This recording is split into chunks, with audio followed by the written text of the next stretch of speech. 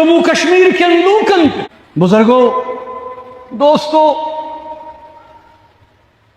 ہمارے دل رو رہے ہیں جب ہم وہ تصاویر دیکھ رہے ہیں جو سوشل میڈیا پر 12 سالہ زین اور اس کی بہن اروا ہنستے ہوئے، یہ دونوں بچے کس طرح سے اس گولہ باری میں ہلاک ہو گئے۔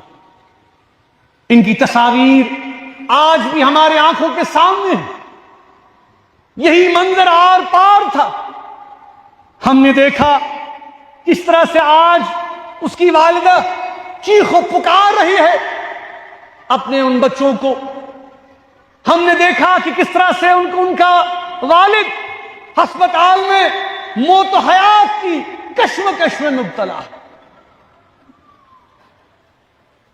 یہ سارا دکھ اور درد اور کرب دنیا محسوس کرے یا نہ کرے، لیکن جموں کشمیر کے عوام، جموں کشمیر کے لوگ، ہمارے دلوں کو ان تصاویر نے ہلا کر رکھ دیا۔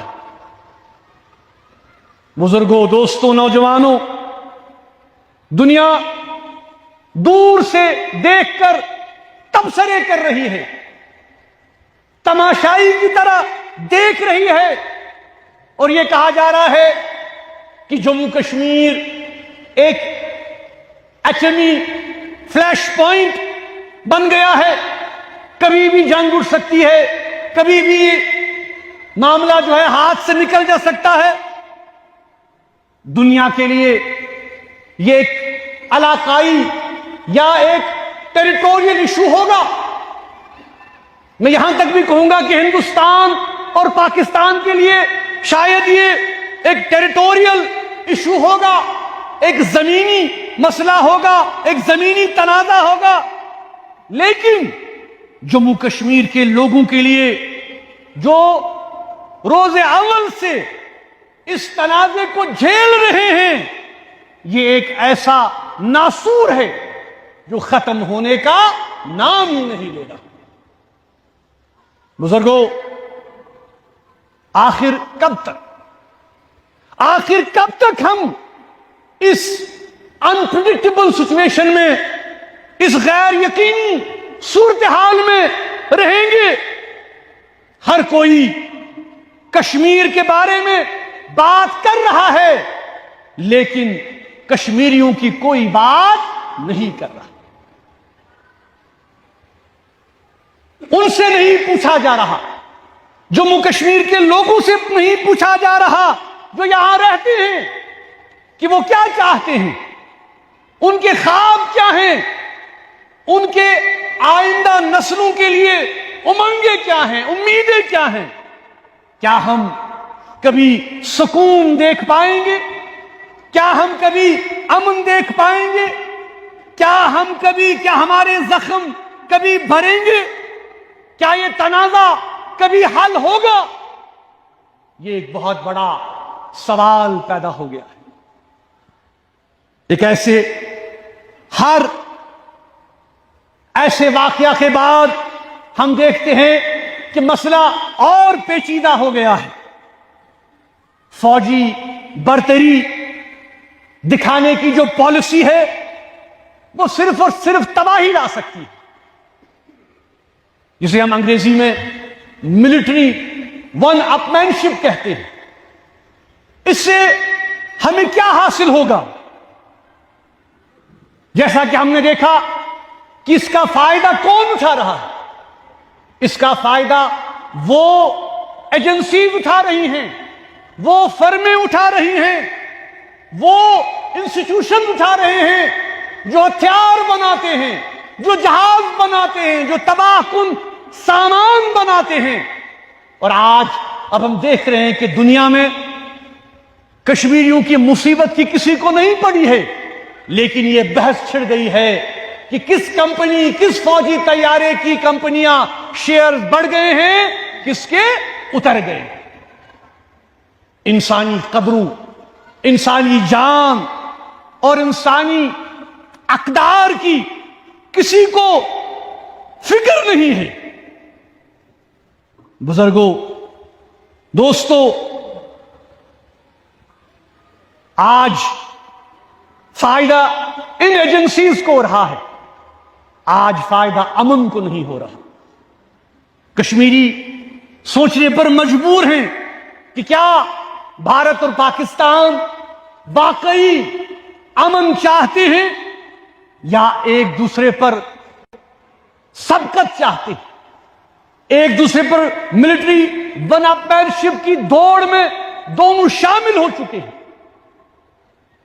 जहां तक जम्मू कश्मीर का ताल्लुक है, जहां तक यहां के आवाम का ताल्लुक है, यहां के आवाम, जम्मू कश्मीर के आवाम जंग नहीं चाहते। जम्मू कश्मीर के आवाम अमन चाहते हैं, हम हल चाहते हैं।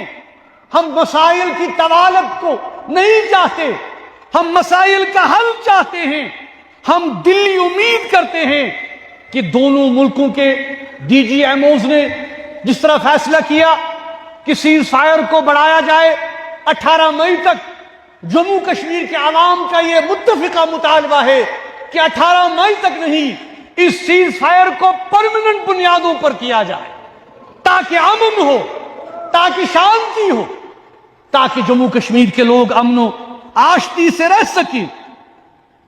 हैरत इस बात की भी हमें होती है कि अगर डीजीएमओज फोन उठाकर आपस में बात कर सकते हैं तो कितने अफसोस की बात है कि हिंदुस्तान और पाकिस्तान की क़यादत क्या आपस में बात नहीं कर सकते, आपस में एक दूसरे के साथ अंगेज नहीं हो सकते। इसके अलावा और कोई चारा नहीं। लेकिन अफसोस ये एक ऐसा सच है कि अगर आज हम इस सच को बोलेंगे तो हमें मुल्क दुश्मन होने का लेबल लगाया जाता है। ये कितनी हैरत की बात है, ये कितने अफसोस की बात है कि जो लोग जंग की बात करते हैं, जो लोग तबाही की बात करते हैं, जो लोग म्यूचुअल डिस्ट्रक्शन को इंश्योर करने की बात करते हैं, वो आज के दौर में नेशनलिस्ट हैं। लेकिन जो लोग अमन की बात करते हैं, एंगेजमेंट की बात करते हैं, डायलॉग की बात करते हैं, रेजोल्यूशन की बात करते हैं, वो एंटी नेशनल है। ये कितने अफसोस की बात है, ये सोचने का मकाम है। हम सिर्फ दुआ कर सकते हैं कि अल्लाह ताला बड़े सगीर की क़यादत को,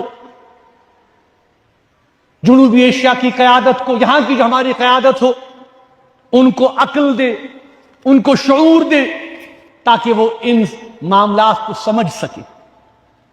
आखिर पर मैं उन तमाम खानदानों के साथ दिली ताज़ियत करता हूं जिन्होंने अपने लख्ते जिगर खो दिए इस झड़प में। बिला वजह किसी को कुछ हासिल नहीं हुआ, बिला वजह इंसानी जानों का इतना ज्यादा जिया।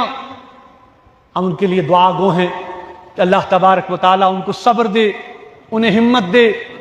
हम समझ सकते हैं कि हम देख रहे हैं पिछले 70 साल से मामला तो वाक़यात, जख्मियों को अल्लाह ताला शिफा दे।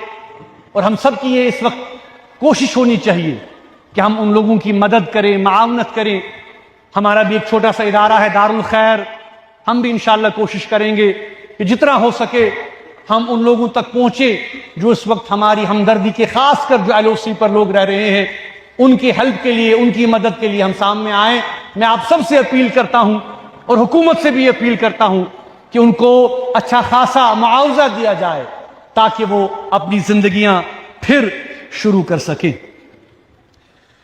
मैं ये भी कहना चाहता हूं कि जैसा कि आपको पता है कि जम्मू कश्मीर अवामी एक्शन कमेटी पर पाबंदी आयद कर दी गई है और हमने ये फैसला किया है कि हम इसको अपने तौर से, सियासी तौर से इस मसले को, इस पर जो हमारा नुक्ता नज़र है, हम अपने तरीके से इसको चैलेंज करेंगे। क्योंकि हमें कतअन ये मंजूर नहीं है कि जो इल्ज़ामात जम्मू कश्मीर अवामी मजलिस अमल पर एक्शन कमेटी पर लगाए गए हैं, उसकी क़यादत पर लगाए गए हैं। मैंने पिछली बार भी कहा कि जम्मू कश्मीर अवामी एक्शन कमेटी की तारीख बिल्कुल आया है। اور ہم ان تمام الزامات کو مسترد کرتے ہیں جو کہ ہم پر لگائے گئے ہیں۔ اس حوالے سے جموں کشمیر عوامی ایکشن کمیٹی جو بھی طریقہ کار وضع کرے گی تو اس کے حوالے سے میں آپ کو آگاہ کرتا رہوں گا۔